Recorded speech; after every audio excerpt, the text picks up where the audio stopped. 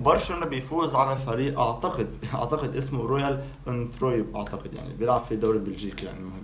فبصراحه هو فوز مهم جدا وجميل جدا انك تفوز تاني ماتش كمان على التوالي ب5 اهداف مقابل لا شيء. بس الفوز ده مش مؤشر لاي حاجه، هو مجرد دفعه للفرق، زقه ان هو برشلونه تفوز بنتيجه كبيره في اول ماتش، لا ده شيء ايجابي يعني. لكن انك تحكم على الفرقه من الماتش ده صعب يعني، فاهم. بالنسبه لجواو فيليكس فانا عجبني جدا اداء جوه الملعب ومبسوط لتالقه ده لسببين.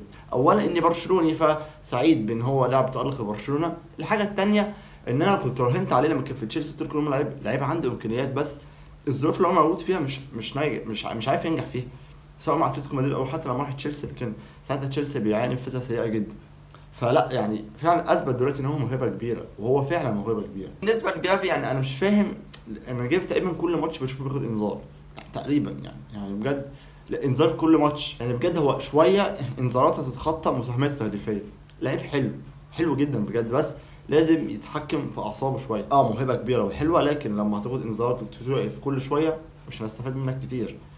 فبس يعني عموما فوز مهم جدا لبرشلونه زي ما انا قلت، وبيتصدر ترتيب المجموعه.